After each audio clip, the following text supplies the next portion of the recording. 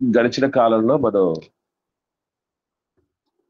దేవుడు ప్రేమ స్వరూపి అనేటటువంటి లక్షణంలో 4 గుణగణాలు ఉన్నాయి అందులో అని నేర్చుకోవటం జరిగింది. అందులో ఒకనొకటి దేవుడు క్షమించేవాడు, దోషములను కప్పువాడు. ఒకరి మీద మనకు ప్రేమ ఉండినప్పుడు నమ్మకమైన సాక్షి సంగతి దాస్తాడంట. కొన్ని దాచాలి, కొన్ని తప్పనిసరిగా దాచాల్సినటువంటి ఆవశ్యకత ఉంది. అందులో మరలా ఒక మనిషికి అవమానం కలిగేటటువంటి విషయాలు, ఒక మనిషిని కించపరిచేటటువంటి విషయాలు, ఒక మనిషి ఎంతగానో బాధపడి వెదచెంది దేవుడికి మానవ సంబంధాలకి దూరమయ్యే విషయాలు కొన్ని ఉంటాయి. వాటిని సమాజానికి చెప్పకపోవటమే ఉత్తమమైనది. అది దోషాలని కప్పేటటువంటి పరిస్థితి, దోషాలను క్షమించేటటువంటి పరిస్థితి ప్రేమ కలిగిన వాళ్ళకే ఉంటుంది, నేర్చుకుంటాం. అలాగే ప్రేమలో దయ అనేటువంటి గుణం ఉంటుందని తెలుసు, ప్రేమలో కనికరం ఉంటుంది అని తెలుసుకున్నారు, ప్రేమలో దీర్ఘశాంతం ఉంటుందని తెలుసుకున్నారు. ఈ 4 లక్షణాలను కలగలిపినప్పుడు ప్రేమ అనే పరిపూర్ణమైనటువంటి లక్షణం మనలో అలవడుతుంది అనేటటువంటి విషయం దయచేసి గమనిస్తూ ఎప్పుడు మనం నెమరు వేసుకుంటూ నేర్చుకుంటూ ఉంటాం. ఇక ఈ సమయంలో దేవుడికి ఉన్నటువంటి మరొక గుణం, మరొక వ్యక్తిత్వ లక్షణం ఏమిటి అంటే దేవుడు నీతి స్వరూపుడు. దేవుడు నీతి స్వరూపుడు. ఈ విషయం మనం ఎలా తెలుసుకోవచ్చు? ఒకసారి యేసు ప్రభుల వారు తండ్రి అయిన దేవుడిని ప్రార్థన చేస్తూ ఒక మాట అంటాడు, చూద్దాం. యోహాను సువార్త 17వ అధ్యాయము 25వ వచనం చూడండి. 17వ అధ్యాయము 25వ వచనం. ఒకరు చదివి సహకరించండి దయచేసి. నీతి స్వరూపుడగు తండ్రి, లోకము నిన్ను ఎరుగలేదు, నేను నిన్ను ఎరుగుదు. నీవు నన్ను పంపితివని వీరెరిగి ఉన్నారు. ఇక్కడ గమనించండి, తండ్రిని చెప్పండి అమ్మ. యోహాను సువార్త 17వ అధ్యాయము 25వ వచనం. యోహాను సువార్త 17వ అధ్యాయము 25వ వచనం. అందులో యేసు ప్రభుల వారు చివరి ప్రార్థన అని దానికి పేరుంది. అందులో ఆయన తండ్రికి ప్రార్థన చేస్తూ నీతి స్వరూపుడవగు తండ్రి అని చెప్పడం జరిగింది. సో తండ్రి నీతి స్వరూపుడు అంటే నీతి మంతుడు. ఎన్నో సందర్భాల్లో యెహోవా నీతి మంతుడు అనే మాటలు కూడా మనం చూస్తూ ఉంటాం పాత నిబంధనలో, కొత్త. మరి నీతిమంతుడు, నీతి స్వరూపుడు అనేటువంటి ఈ గుణం మరి ఏ ఏ లక్షణాల్లో వ్యక్తమవుతుంది అనే విషయాన్ని జాగ్రత్తగా గమనిస్తే ఒక 3 లక్షణాలు ఉంటాయి నీతిమంతుడు అనేది. ఎందుకంటే ఈరోజు నీతిమంతుడైన తండ్రిని దేవుడిగా కలిగినటువంటి జనాలం మనలో కూడా నీతి ఉంటాయి. మరి అది ఉండాలంటే అవి ఎలా ఉంటాయో మనకు తెలియకపోతే ఎలా మనం దాన్ని కలిగి ఉండగలుగుతాం. కాబట్టి ఎలా నీతి కలిగి ఉండాలో అన్నటువంటి విషయాలని జాగ్రత్తగా గమనిస్తే ఇందులో 3 విషయాలు ఉంటాయి. ఇందులో న్యాయవంతుడు, నీతిమంతుడు, న్యాయవంతులే ఉంటారు. తర్వాత సత్యవంతులే ఉంటారు. నీతిమంతులు, న్యాయం, నీతిమంతుడు అనేటువంటి దాంట్లో ఆ గుణంలో సత్యం అనేటటువంటి సత్యవంతులు. నీతిమంతుల్లో ఫస్ట్ది న్యాయవంతులు, తర్వాత సత్యవంతులు, ఆ తర్వాత నమ్మకస్తులు, నమ్మదగిన వారు.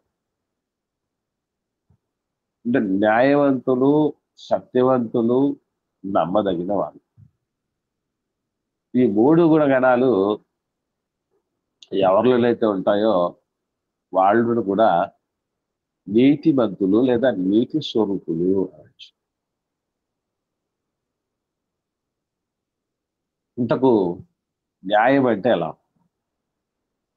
నీతికి న్యాయానికి ఏమైనా పొత్తుందా? నీతిలోనే న్యాయం ఉందా? అనే 2 విషయాలను మనం ఒకసారి క్లారిటీ తీసుకుందాం లేదా ఒకసారి కీర్తనల గ్రంథం చూద్దాం. కీర్తనల గ్రంథం 129వ కీర్తన. కీర్తనల గ్రంథం 129వ కీర్తన 4వ వచనం. యెహోవా న్యాయవంతుడు, భక్తిహీనుల కట్టిన తాళ్ళు ఆయన తెంపి ఉన్నాడు. గమనించండి, ఈవెన్ మనము రక్షణ పొందాలి, దేవుడి దగ్గరికి రావాలి, కొత్త జీవితం ప్రారంభించాలి, పాత జీవితాన్ని మనం విడిచిపెట్టాలి అనడానికి ముందు కూడా మనం ఒకటి చేయాలి. ఏం చేయాలండి? దేవుళ్ళు కొత్త జీవితం ప్రారంభించాలంటే ఏం చేయాలి? భక్తిహీనుల కట్లను మనము బాప్తిసం తీసుకోవాలి. అదే ఆ కట్లు విప్పబడాలి. ఆ భక్తిహీనత అనేటువంటి కట్లను విప్పుకోగలిగితే మనం దేవుళ్ళకి వచ్చేస్తాము.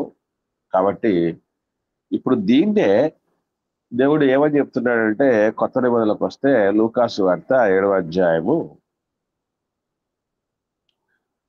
లూకాసు వార్త 7వ అధ్యాయంలో క్లారిటీగా ఒక మాట చెప్తున్నాడు చూడండి.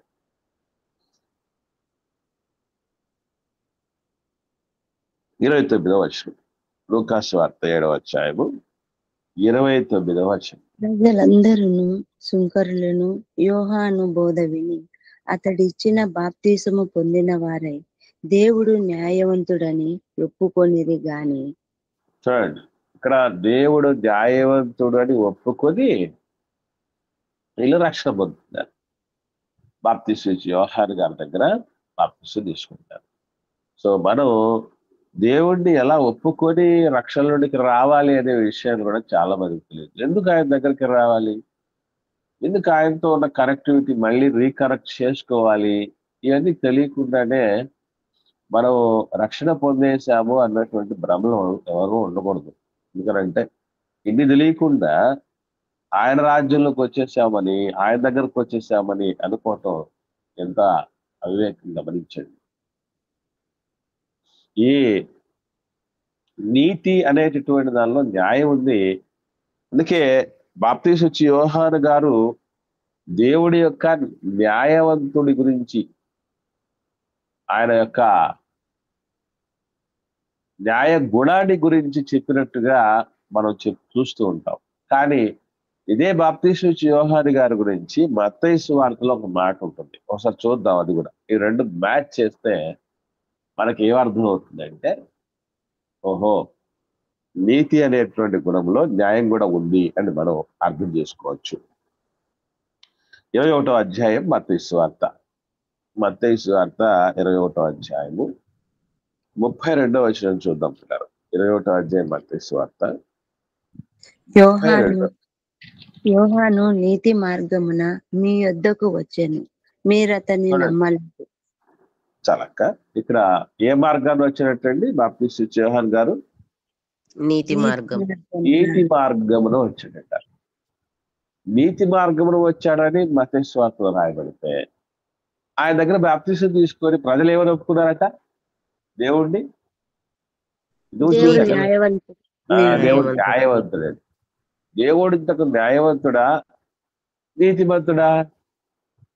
నీతి మార్గంలో వచ్చాడంటే ఎవరి మార్గంలో వచ్చాడు? దేవుడి మార్గంలో కదా వచ్చింది, దైవ మార్గంలో కదా వచ్చింది. యోహాను నీతి మార్గంలో వచ్చాడంటే సపరేట్ గా దేవుడికి వేరైన నీతి లేదు.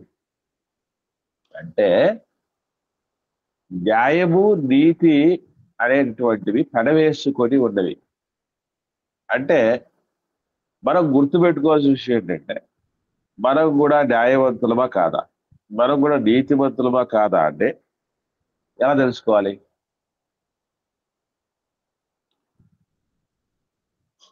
ఈరోజు అంటే ఇప్పుడు నీతి అన్నదానికంటే న్యాయం అనేటువంటి పదం చాలా బాగుంది. మన దగ్గరికి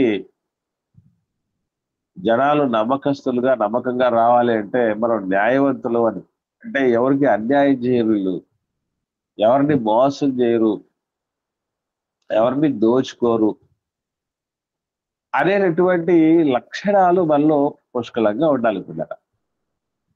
బాధాకరమైన విషయం ఏంటంటే క్రైస్తవ కుటుంబాలలోనే అలాంటి వాళ్ళని నమ్మి ఈరోజు పిల్లని ధైర్యంగా ఇవ్వలేకపోతున్నారు,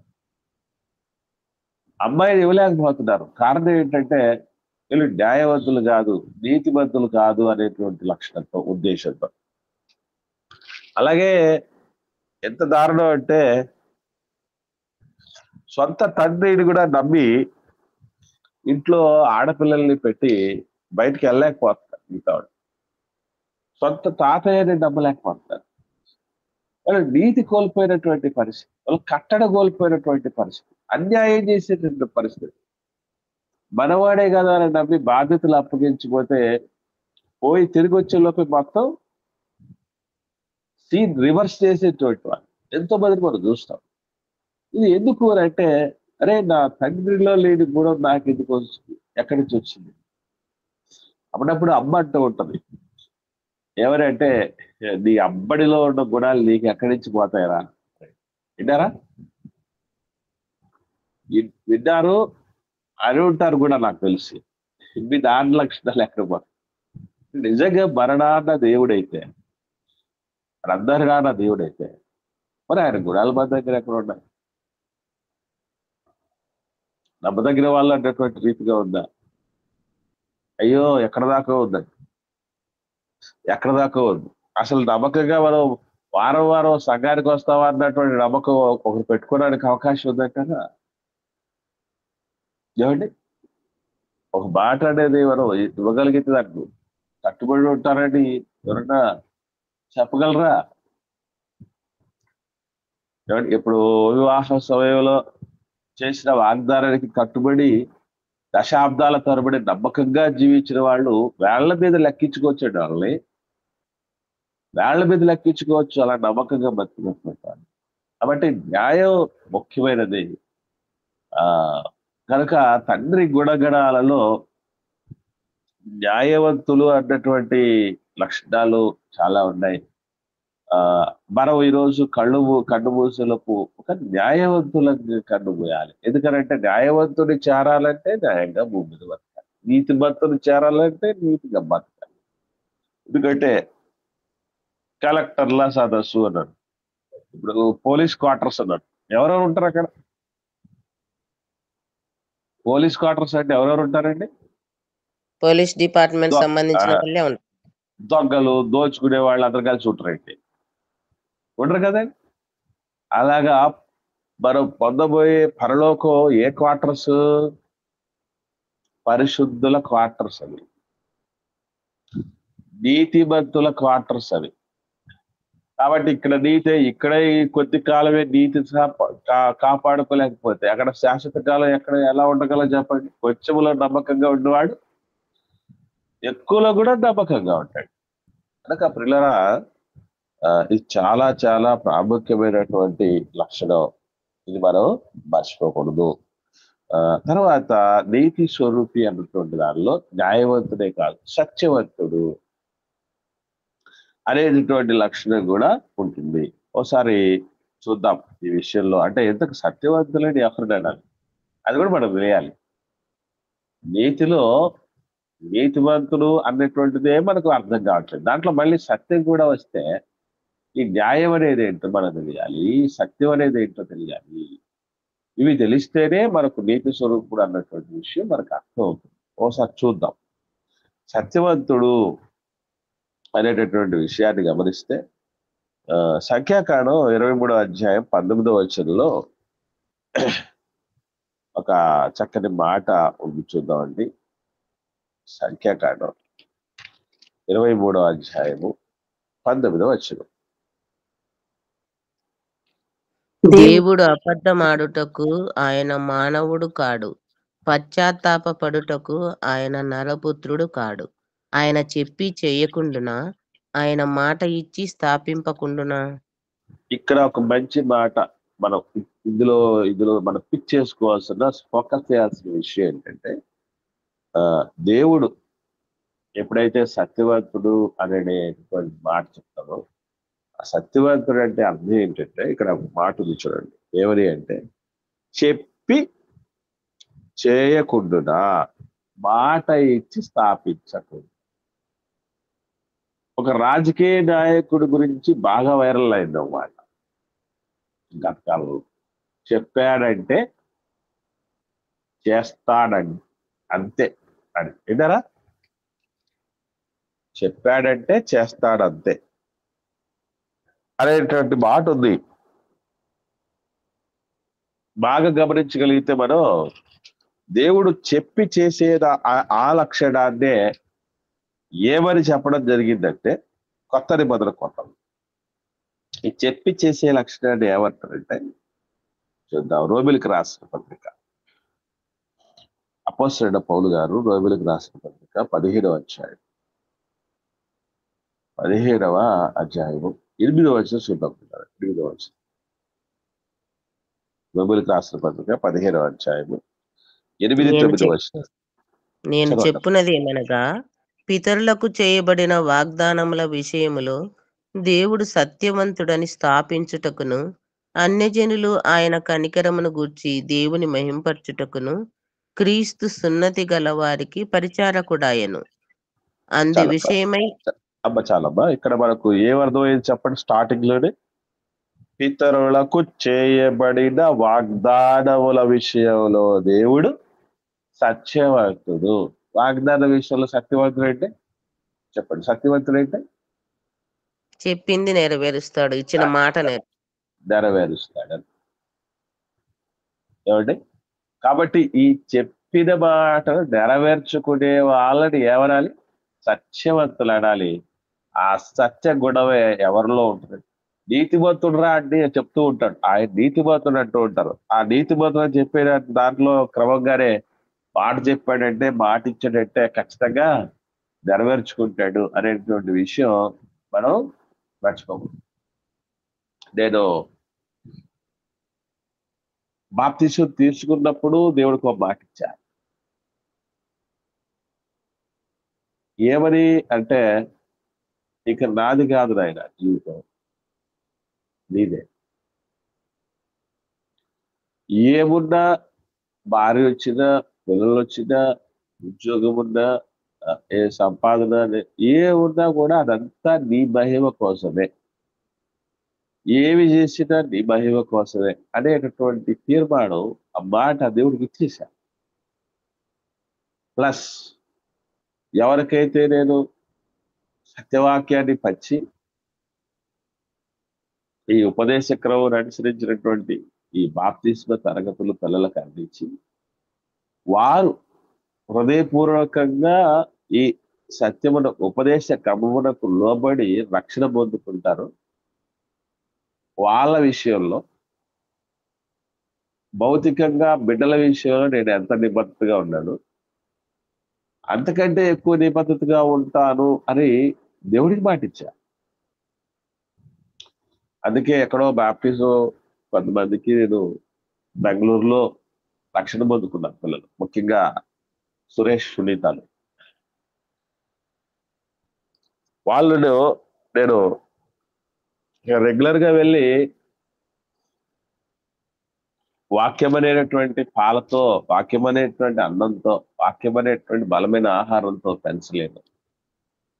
కాయ లేకుండా నేను ఎక్కడో ఉన్నాను, పిల్లలు ఎక్కడో ఉన్నారు. మరి ఇలాంటి వాళ్ళు మరి కొంతమంది చాలా మంది ఉన్నారు. అలాంటి వాళ్ళందరినీ నేను చూసుకోవాలంటే ఏం చేయాలి? స్విగ్గీ, జొమాటో ఫుడ్ ఆర్డర్లు పెట్టి డోర్ డెలివరీ అయినట్టు దేవుడు మనకి స్పిరిచువల్ స్విగ్గీ, స్పిరిచువల్ జొమాటో లాంటిది ఏర్పాటు చేశాడు, ఇచ్చాడు.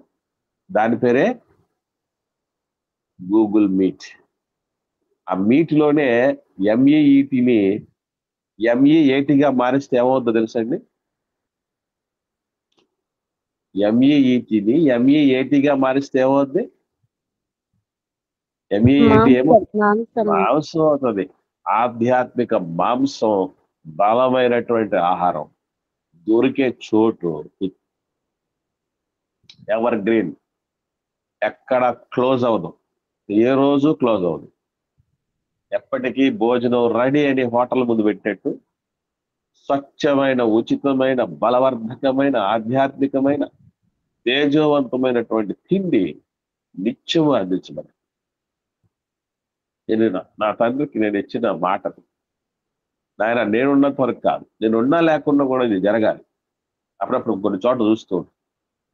నిత్య అన్నదాన సత్రం విన్నారా పేరు? విన్నారా? విన్నాం. ఆ, మన ఊర్లో చాలా ఉన్నాయండి ఇక్కడ. ఫేమస్ అన్న భీమఠం ఆ ప్రాంతాల్లో మనం చూస్తూ ఉంటాం. నిత్య అన్నదాన సత్రం, అసలు నిత్య అన్నదాన, ఆధ్యాత్మిక అన్నదాన, అక్షయాహార కేంద్రం మన గూగుల్. నేననే కాదండి, ఎంతో మంది మహామహులు, గొప్పవాళ్ళు మాకంటే ముందు ప్రారంభించడం, మాకంటే చక్కగా చేసేవాళ్ళు ఉండొచ్చు. నేను అది చెప్పట్లేదు, కానీ నాకు తెలిసిన దాని విషయం చెప్తున్నా. నాకు విదితమై నా అనుభవంలో ఉన్నటువంటి విషయం చెప్తున్నాను.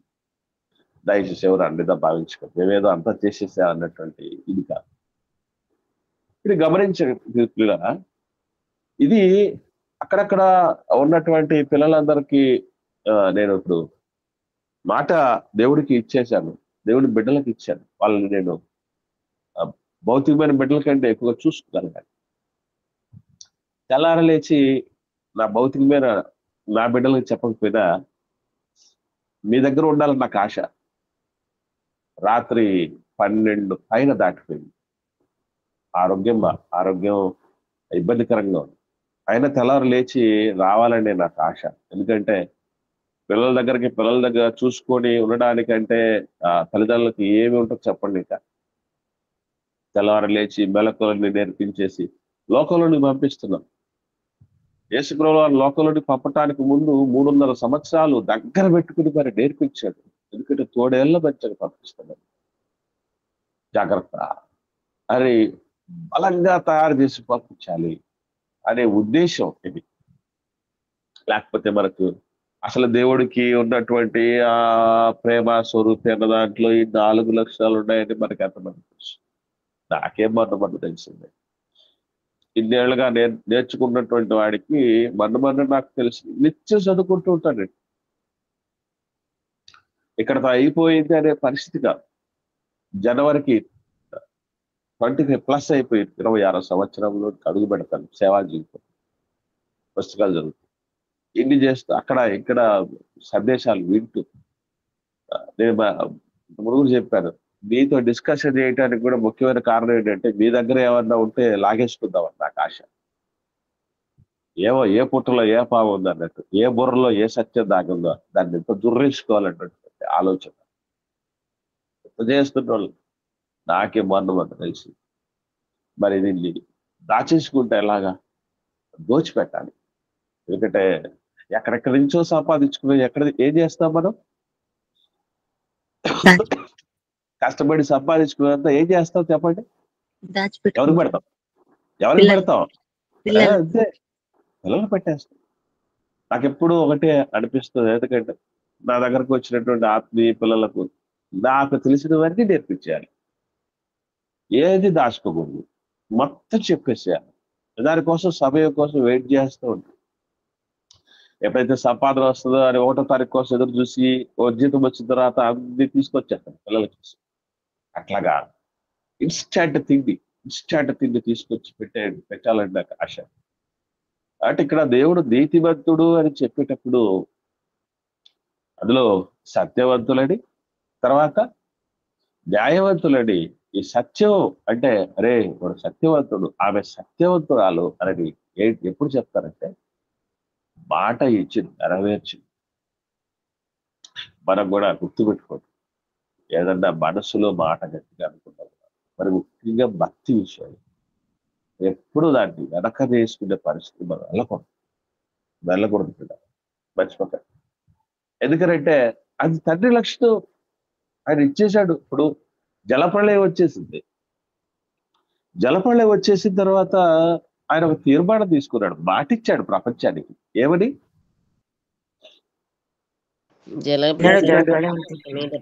ఇక మీదట ప్రపంచాన్ని తుడిచేసే పని కోసం నేను నీళ్లను ప్రవాహంగా ఎక్కువసారి రప్పించను అన్నాడు.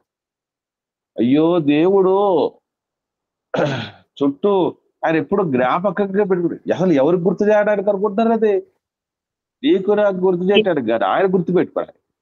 ఆయన మర్చిపోతాడా అంటే అది కాదు, మనకు మాదిరిగా ఉండటానికి. ఆయన నువ్వు కూడా ఇచ్చిన మాటను నెరవేర్చుకునే విషయంలో ఇలా నిత్యము జ్ఞాపకం చేసుకోవాలి. ఆయన నేనే మరుపు లేనటువంటి, నేనే నిత్య జ్ఞాపకముగా.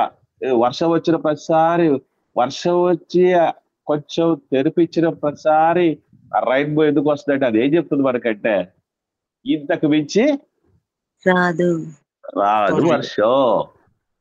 ఏం బయట జలప్రళయాలు ఇక వేట రావు, ప్రపంచాన్ని తుడిచిపెట్టుకుని వెళ్ళే పరిస్థితి ఉండదు అని ఆ రోజు దేవుడు మాట. తర్వాత ఏం చెప్పాడు అంటే, ప్రతి జాతిలో నాకు భయపడి నీతిగా ఎవడైనా నడుచుకుంటాను, వాళ్ళని అంగీకరిస్తాను. నాకంటూ అరమరికలు ఏం లేవు. ఈరోజు మనం ఒక్క మాట దేవుడికి ఇవ్వగలవా ధైర్యంగా? తండ్రి, నీ దగ్గరకు వచ్చి క్రీస్తు రక్తముతో కడగబడిన వాళ్ళే నా సొంతం. ఒక్క మాట, ఒక్క మాట. రెడీగా ఉన్నారా? లైన్లో ఉన్న ఎవరన్నా ఎంతమంది ఉన్నారు చెప్పండి. క్రీస్తు రక్తంతో కడగబడి ఒక కుటుంబంగా చేర్చబడిన వాళ్ళందరూ వాళ్ళే నా సొంతం అని దేవుడికి మాట ఇవ్వగలిగినటువంటి ఎవరు? సత్యవంతులు. ఎంతమంది ఉన్నారు అంటే నేను ఒక విషయం మీ ముందు పెడతా. అది విషయం. ఉన్నారా? ఎంతమంది ఉన్నారు? ఒక్కసారి నాకు ఏదో ఒక రూపేణ చెప్పండి.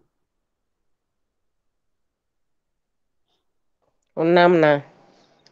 రైట్ అమ్మా, వెరీ గుడ్. సో ఉన్నారు అనడానికి 1,00,000 చెప్తాను. ఉన్నామా లేదో చెప్పేస్తాను ఈజీగా టక్కని. ఒక్కటే ఒకటి. నేను మొన్న వైజాగ్ వెళ్ళినప్పుడు కూడా 3 రోజులు మీటింగ్స్ వెళ్తేనండి, అనూహ్యంగా నా సేవా జీవితం చరిత్రలో మొట్టమొదటిసారి జరిగింది ఇన్సిడెంట్. 6 రోజులకు మారిపోయాయి. 3 రోజులు మీటింగ్స్ కోసం వెళ్తే 6 రోజులుగా మారిపోయాయి. అందులో చెప్పింది ఒకటే. పిఎస్ స్వామి గారని శ్రీకాకుళం ఆ ఏరియాలో బ్రాహ్మీను కన్వర్ట్ అయ్యి మంచి సేవకుడిగా వాక్యం చెప్తున్నాడు. మంచి, చాలా అరమరికలు లేకుండా, మొహమాటలు లేకుండా మాట్లాడతారు ఆయన. నేను చెప్పాను కదా, చాలా మంది మాట్లాడేది వింటూ ఉంటానండి అని. ఎవరన్నా విన్నారా మీరు పిఎస్ స్వామి గారు మాట్లాడేది? ఆయన ఒక మాట చెప్తాడు. ఏమనంటే, కుక్క బుద్ధి మొక్క దగ్గర, క్రైస్తవుల బుద్ధి కళ్యాణం దగ్గర బయటపడుతుందట. విన్నారా మాట? అది ఆయనే చెప్పింది. ఆయన చెప్పగానే నేను విన్నాను.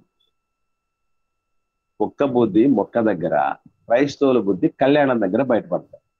ఇప్పుడు నేను అసలు విషయంలో అరే వీళ్ళు క్రీస్తు రక్తంతో కడగబడి సంఘంలోనికి వస్తే చాలు, వీళ్ళు నా సొంతోళ్ళే అని కులముతో సంబంధం లేకుండా పిల్లని ఇవ్వడం కానీ పిల్లని చేసుకోవటం కానీ చేయగలమా మనం? వెరీ గుడ్, వెరీ గుడ్ అమ్మా. అది సత్యవంతులు అంటే అవి. అంటే నేను కూడా ఇక్కడ మీరు గమనించాల్సిన విషయం ఒకటి. దయచేసి ఎవరు ఏం అపార్థం చేసుకోకండి. మనం ఎట్లాగా కాంప్రమైజ్ అవుతాం ఒక మాట చెప్తాను. సమయం వచ్చింది కాబట్టి చెప్తున్నా. ఎస్సీలోనే ఎస్సీలోని ఒకే ఉపకులములోనే మళ్ళీ ఉన్నటువంటి వాటిని చేసుకొని మేము ఎంతో చేసుకున్నాం అన్నటువంటి ఆలోచన చేస్తాం. అది కాదు. అర్థమైందమ్మా? అంటే ఫర్ ఎగ్జాంపుల్ మనకు ఒక కులంలో 3 రకాలైనటువంటి ఉపకులాలు ఉన్నాయి. ఏమండి? వాటిని పెద్దగా మీకు చెప్పాల్సిన పని లేదు. వాటిలోనే వేరే దాన్ని చేసుకొని, అంటే ఉన్న ఒక ఉపకులంలోని మళ్ళీ వేరే దాన్ని చేసుకొని మేము ఏదో ప్రపంచాన్ని ఉద్ధరించి చేసామని. అది కాదు. ఇక్కడ గుర్తుపెట్టుకోవాల్సింది ఏంటంటే ఇదిగో ఎట్ల వరకు వెళ్ళాలంటే చిన్న ఎగ్జాంపుల్ చెప్తాను మీకు, బాగా ఆలోచన చేసి చెప్పాలి. ఎస్సీలో 2 ప్రధానమైన ఉపకులాలు ఉన్నాయి, మీకు తెలుసు కదా. ఎస్సీలో 2 ప్రధానమైన ఉపకులాలు ఉన్నాయి, వాళ్ళల్లో చేసుకోవాలి. అది విషయం.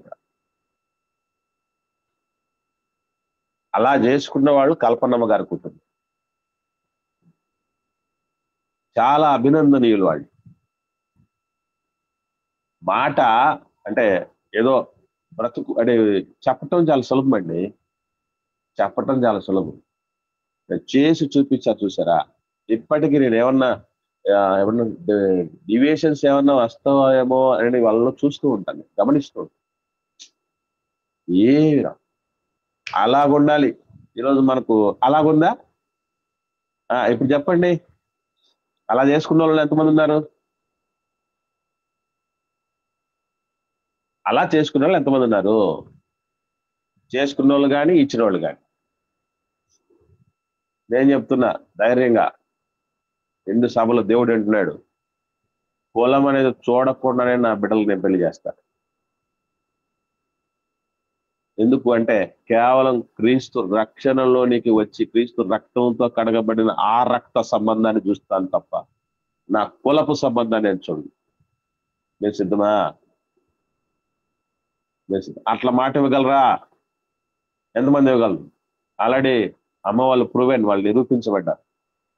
అట్లాంటి వాళ్ళు ఉంటే చెప్పండి. ఇప్పుడు అలాంటి వాళ్ళు చెప్పండి, మాట ఇవ్వగలరా? అంత సులభమైన విషయం కాదు. రైట్. సురేష్, సునీత, మీరు రెడీనమ్మా? రెడీనా? అట్లనే ఇవ్వాలనుకుంటున్నాను. నేనే చూస్తాను రా సంబంధాలు. అదేనా, మీకే చెప్తాను. వెరీ గుడ్, వెరీ గుడ్ నాన్న. ఇంకా ఇంకా నీతిమంతులు సత్యవంతులు అంటే ఇదిగో ఇట్లా చెప్పాలి. అవుద్దది? అయ్యో, యేసుప్రభులు వారు నిజంగానండి ఎట్లా తయారు చేస్తారంటే ఏదో ఎక్కడా లూపులేదు, దొరకలేదు కాబట్టి సరిపోతుంది. ఇప్పటికీ మనకు ఆంధ్రప్రదేశ్ లో ఒకటి చలామణి అవుతుంది, మీకు తెలుసు. అంబేద్కర్ గారు మావాడంటే మావాడు అని మాలమాదిగలు కొట్టుకు తెస్తుంది, తెలుసా మీకు? అంబేద్కర్ గారు మావాడు అంటే మావాడని. అసలు ఆయన ఎవరికి ఆంధ్రప్రదేశ్ లో ఉన్న ఉపకులాలకు సంబంధమే లేనటువంటి ఆయన మహారాష్ట్రలో పుట్టినటువంటి ఆయన. మహర్ అనేటువంటి కులం అయింది. మహర్లో నుంచే వచ్చి, మహర్ అంటే ఏదో కాదు మాలోళ్ళని కొందరు, మహర్లు అంటే ఎవరో కాదు మాదిగోళ్ళని కొందరు. ఇట్లా ఉంది. అంటే ఎక్కడన్నా చిన్నగా రూప్ లైన్ దొరకకూడదు, కానీ దేవుడు కూడా పలానోడే అని చెప్పుకొని బతికే రకాల మనం.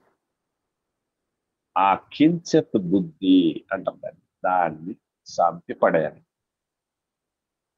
ఎవరండి సంస్కరణకు నిలవాల్సిందే? నేను ఎప్పుడొకటే అనుకుంటూ ఉంటా, నేను కాకపోతే ఇంకెవరు, ఇప్పుడు కాకపోతే ఇంకెప్పుడు నిలవాలి. అలా చేయకపోతే ఇలా చెప్పినప్పుడు కొంతమంది ఏమంటారంటే, అయ్యో గొడవలు వస్తాయండి, ప్రస్తుతానికి చెప్పుకోవడానికి బాగానే ఉంటాయి, గొడవలు వచ్చి కొట్టుకు చేస్తారు అని అంటే నేను అడుగుతున్నాను, ఒకటే కులంలో చేసుకుంటే గొడవలు లేవా? కోర్టు కేసులు ఎక్కలేదా? కోర్టు మెట్లు ఎక్కలేదా? పోలీస్ స్టేషన్ చుట్టూ తిరగలేదా? జుట్టు పట్టుకుని కొట్టుకు సావలేదా? ఏం జరగలేదు. అంటే న్యాయవంతులముగా నిలవడానికి, సత్యవంతులుగా నిలవడానికి, మాట మంచి కోసం, నీతి కోసం మాట ఇవ్వలేని స్థితిలో ఉన్నామంటే మనం ప్రార్థనలు చేసి ఏం ప్రయోజనం? ఆ? దేవుడి సన్నిధికి వచ్చి ఏం ప్రయోజనం? కానుకలు వచ్చి ఏం ప్రయోజనం? బైబిల్ చదివి ఏం ప్రయోజనం? ఏం ప్రయోజనం చెప్పండి. అందుకే దాని వాసన కూడా ఎత్తినే వాళ్ళని నేను సంఘంలో సహించను, అస్సలు సహించను. ఎందుకంటే నీ దేవుడు ఏ కులపోడు అని అడుగుతాను. ఫస్ట్ పాయింట్, నీ దేవుడు ఏ కులపోడు చెప్పు. మరి నీకోసం వచ్చాడా? నీకోసం మాత్రమే వచ్చాడా? నీకోసం మాత్రమే, నీ కులపోళ్ళ కోసం మాత్రమే రక్తంగా వచ్చాడా ప్రభు? నీ కులపోళ్ళు మాత్రమే పరలోకం తీసుకెళ్తాడా? ఎవడ ఏర్పాటు చేసినవన్నీ? అసలు క్రిస్టియానిటీకి సంబంధమే లేదండి కులం. దాని విషయంలో ధైర్యంగా నేను ముందుకు వస్తానన్నటువంటి పరిస్థితి.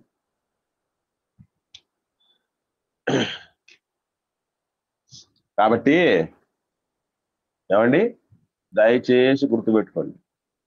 నేను అడుగుతున్నాను డైరెక్ట్ గా.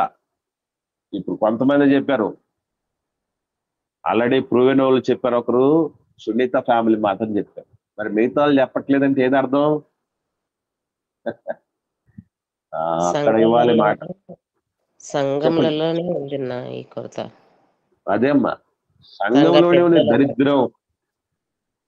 సంఘాల్లోనే ఉంది దరిద్రం. ఎవరు తీసేయాలి? ఒకప్పుడు నేను చిన్నవాడినండి, పెద్దవాళ్ళ మాటకు నేను ఎదురు చెప్పలేని పరిస్థితిలో ఉన్నాను కాబట్టి జరిగింది అనుకుందాం కాసేపు. ఇప్పుడు నీకు నాకు పిల్లలు ఇచ్చారు దేవుడు. మనమే కదా ఇప్పుడు పెద్దవాళ్ళం, మనమే కదా పెద్దవాళ్ళం. ఏం ప్రయోజనం? ఏం సాధించా పెద్దవాళ్ళం అయ్యండి? వయసు మీదకి వచ్చేసి సరిపోద్దండి.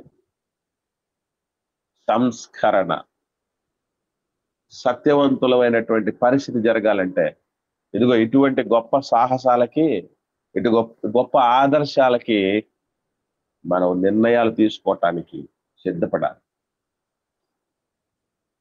అది మాట అంటే ప్రార్థన ప్రతి వాక్యం మాట్లాడిన ప్రతిసారి దేవుడికి మాట ఇచ్చేస్తూ ఉంటాను. ఆయన ఇంకా నేను జీవించేస్తాను, ఇంకా నేను ఇవన్నీ కలిగి ఉన్నాను, అవి కలిగి ఉన్నాను, ఇవి కలిగి ఉన్నాను.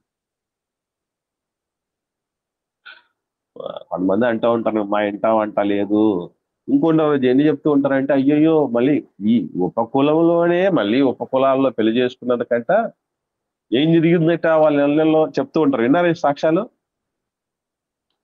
చచ్చిపోయారంట, అసమాధానంగా ఉన్నారట, తొందరగా చచ్చిపోయారట. ఇవి కూడా చెప్పుంటారు. విన్నారా ఎవరన్నా? అయ్యో వాళ్ళు నిలబడరు, వాళ్ళు విడిపోతారు, కొట్టుకొని చచ్చిపోతారు, ఇవి ఇవి చెప్పే వాళ్ళు ఉంటారు. అందుకే కదా నేను చాలాసార్లు చెప్పాను మీరు, మా దగ్గర పెళ్లి సంబంధాలు చూడమని చెప్పరు, పెళ్లి ప్రసంగం చెప్పటానికి పిలవరు. సంబంధం చూడమని చెప్పినా అయిపోయారు వాళ్ళు, పెళ్లి ప్రసంగం ఇవ్వమని చెప్పినా అయిపోయారు. ఎందుకంటే అసలు పునాది అది. నేను ఎందుకు ప్రతిసారి ఇక్కడ చెప్తున్నానంటే, పునాది వివాహము అన్ని విషయాల్లో ఘనమైంది. అక్కడ గనుక నిలబడితే నీతిగా, అప్పుడు తండ్రి బిడ్డలవని రొమ్ము విరుచుకొని చెప్పటానికి, ఆ దేవుడు చెప్పటానికి. ఇవన్నీ లేనప్పుడు మన దేవుడు ఈ భూమి మీద నువ్వు నేను ఉన్నప్పుడే చెప్పుకోలేడు నా బిడ్డని. ఇది పరలోకానికి ఎట్లా తీసుకొస్తాడు? ఎలా తీసుకెళ్తాడు? ఏమండి, యేసుక్రీస్తు అందరికీ ప్రభు.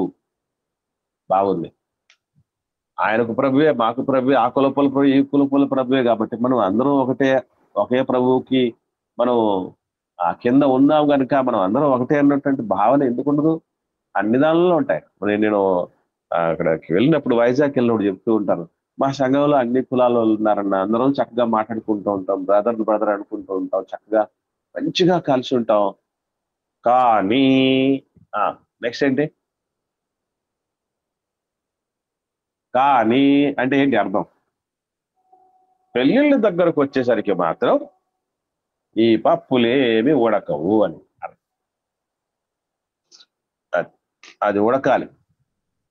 ఉడకపోతే ఎలాగా? ఉడకపోతే కాలడానికి సిద్ధపడాలి. క్రియలు లేని విశ్వాసం విశ్వాసం మృతం. అంతే. వెరీ గుడ్ అమ్మా. క్రియలు లేని విశ్వాసం మృతం. చచ్చిన వాళ్ళకి నువ్వు జీవిస్తున్నావు అనే పేరు మాత్రం ఉంది కానీ మృతుడవే అని చెప్తున్నాడు. ఇందువల్లనే మీలో అనేకులు బలహీనలు ఉన్నారు, రోగులుగా ఉన్నారు. చాలా మంది నిద్రిస్తున్నారన్నాడే పౌలు గారు. అలా చచ్చిన వాళ్ళ కింద లెక్క.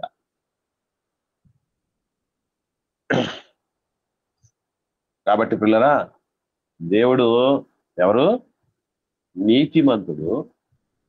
ఆ నీతిమంతుల్లో న్యాయం ఉంది. ఆ న్యాయంలోనే సత్యం ఉంది. చెప్పి చేయాలి, మాట ఇచ్చి నెరవేర్చుకోవాలి. అది కూడా మాట ఎలాంటి వాటిలో ఇవ్వాలంటే ఇలాంటి పునాది విషయంలో ఇవ్వాలి. నేను అందుకే చెప్తూ ఉంటాను, సి సి సి అని చూస్తూ ఉంటారు, వాటిని చి చి చి అనుకోవాల్సి మ్యారేజ్ విషయం గుర్తుందా మీకు? గుర్తుంది.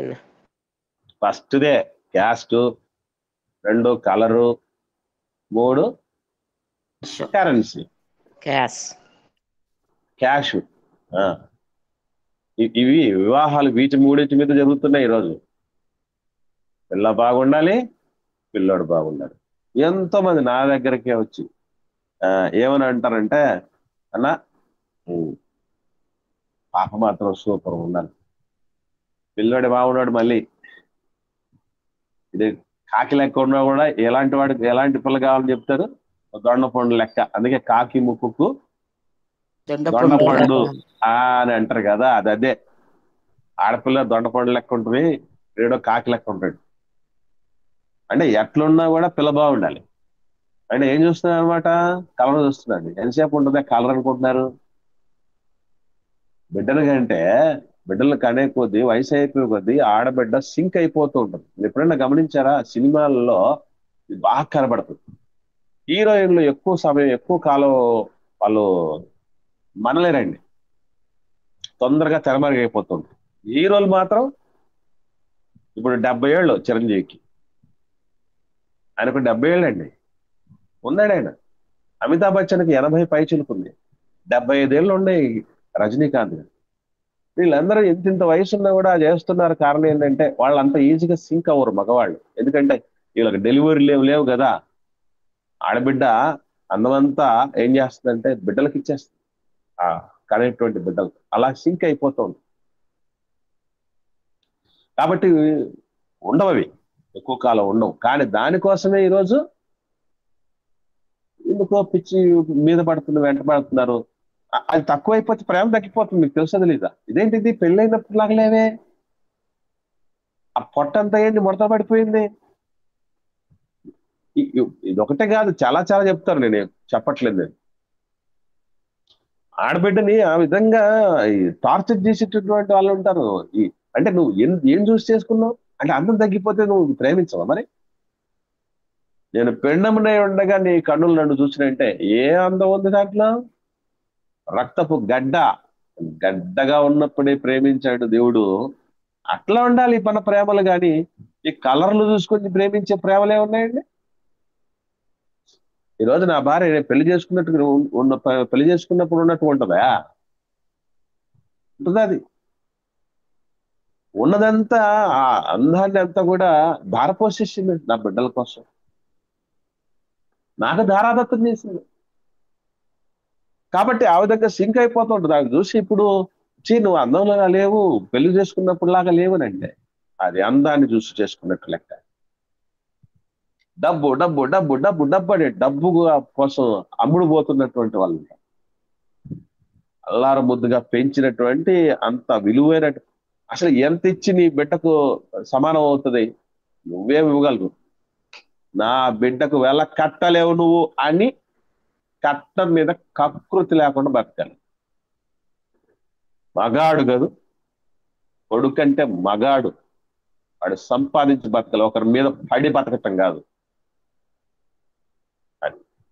అవి చూసుకోకూడదు అసలు. నేను మళ్ళీ చెప్పాను కదా, ఇంత ముందు చెప్పాను, నాకు తెలియనప్పుడు తీసుకున్నాడు 1,00,000 రూపాయలు.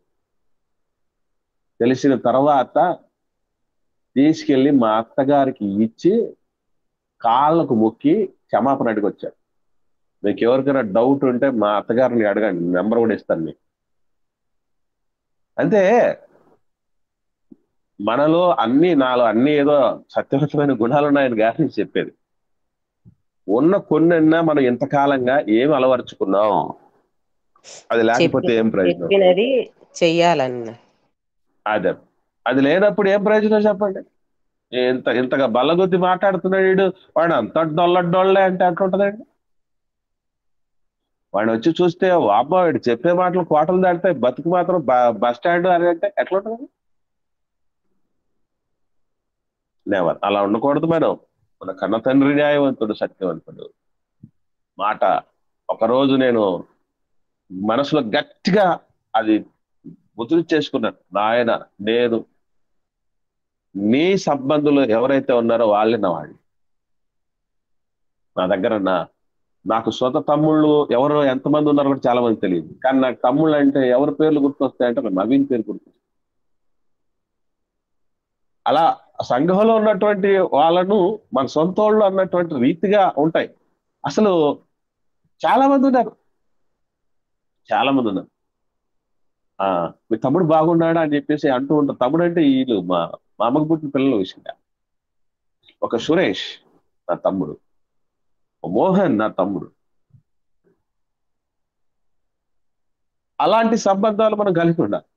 ఈరోజు ఎట్లున్నాయి చెప్పండి? మా కులపోళ్లే సంఘంలో ఉండాలి, మా కులపోళ్ళే పాస్టరే ఇవ్వాలి, ఆయనే మనకు బాగా బాప్తిస్తు ఇవ్వాలి, ఆయనే మాకు మట్టి వేయాలి, ఆయనే మాకు సంబంధం చూడాలి. ఎందుకంటే ఆ కులంలోనే చూస్తాడు ఆయన. అది ఈరోజు మన పరిస్థితి.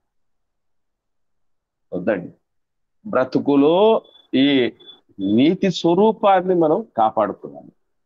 అందులో న్యాయంగా బతకాలి, అందరినీ న్యాయంగా చూడాలి. నా కులపోళ్లే గొప్పోళ్ళుగా అసలు ఆ కులమే తీసిపడాలి. ప్రభువునందు ఉన్నటువంటి వాళ్ళే గొప్పవాళ్ళు, వాళ్ళందరినీ న్యాయంగా చూడాలి, ప్రేమగా చూడాలి అన్నటువంటి పరిస్థితి మనకు రావాలి. ఎంతకాలం అయిపోయింది పుట్టి పెరిగినది, ఇంకెంతకాలం ఈ భూమి మీద ఉంటాం, ఇంకెంత సాధించుకోవాల్సింది, ఎంత నేర్చుకోవాల్సింది. ఆ భయం స్పృహ లేకపోతే ఏం ప్రయోజనం అండి? అందుకే దేవుడు కృప చూపించి ఈ మంచి తరగతులను మన ముందుకు తీసుకొని వచ్చాడు. నిజంగా మనం ఎంతైనా కృతజ్ఞులం కన్న తండ్రి. ఎందుకంటే ఈ కాడిని తొలగించడానికి, వెనగొట్టడానికి దేవుడు ఇష్టపడుతున్నాడు. ఆ భయంకరమైనటువంటి కాడుల్లో నుంచి, ఆ ఊగుల్లో నుంచి బయటకు వద్దాం మనం దేవుని కృప. తర్వాత చివరి లక్షణం గురించి కూడా రేపు మనం తెలుసుకొని, మరొక వ్యక్తిత్వ లక్షణం, దేవుడు పరిశుద్ధుడు అన్నటువంటి దాంట్లో ఆయన 2 లక్షణాలు ఉన్నాయి పరిశుద్ధుడు అన్న దాంట్లో. అది కూడా మనం తెలుసుకునే ప్రయత్నం చేద్దాం. ఎవరికైనా ఏమైనా సందేహాలు ఉంటే దయచేసి అడగండి.